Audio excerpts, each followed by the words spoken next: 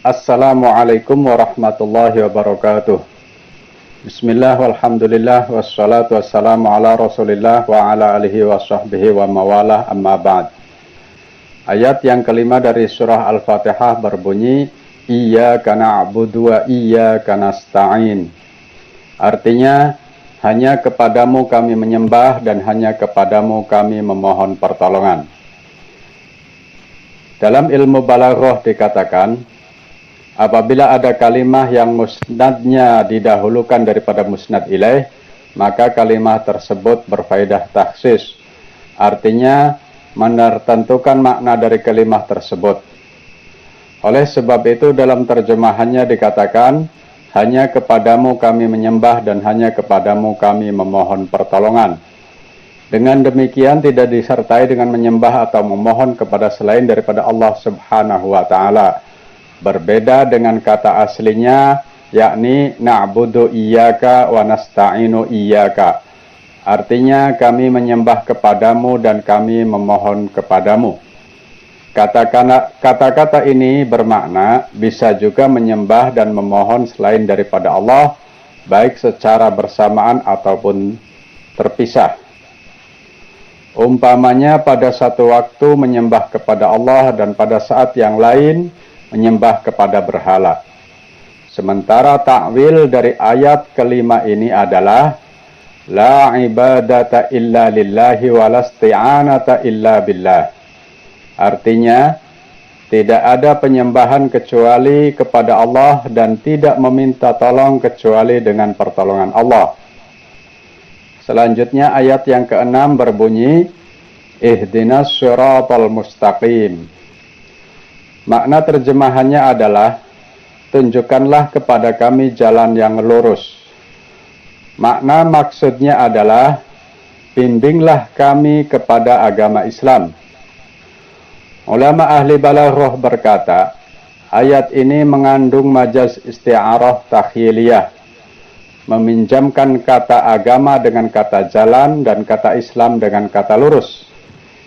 Hikmahnya adalah memohon kepada Allah Subhanahu wa Ta'ala agar dibimbing dalam menjalani agama Islam dengan benar, sebagaimana orang yang menapaki jalan yang lurus hingga sampai pada tujuan, tidak menyimpang dan tidak tersesat.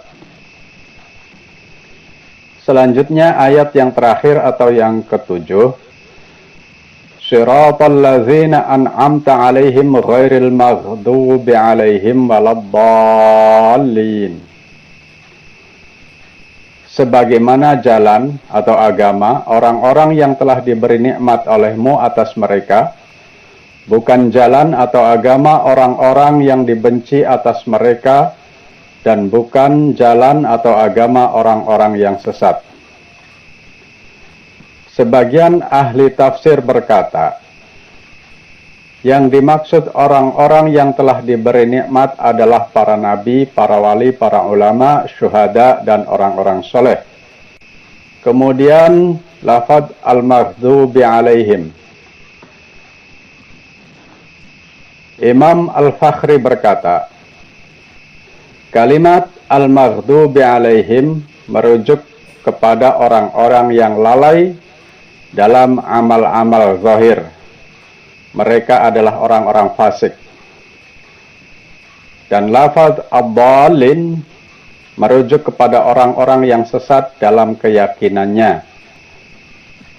Karena kalimat-kalimat tersebut bersifat umum dan takyidnya tidak sesuai dengan asal.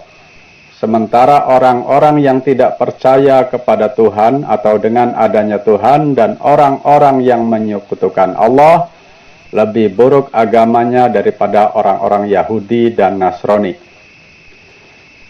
Namun Imam Al-Qurtubi berkata, kebanyakan ahli tafsir mengatakan bahwa kalimah al-maghdubi alaihim merujuk kepada Yahudi dan kalimah ad-dallin merujuk kepada Nasrani. Diambil dari hadis Nabi Muhammad sallallahu alaihi wasallam dalam riwayat Adyu bin Hatim ketika masuk Islam. Dikutip dari kitab Tafsir Ayatul Ahkam juz 1. Terakhir adalah kalimat yang para ulama mufakat bahwa kalimat tersebut bukan termasuk dari Al-Quran, tapi disunnahkan untuk membacanya setiap selesai membaca surah Al-Fatihah, baik dalam sholat maupun di luar sholat, yakni lafaz amin.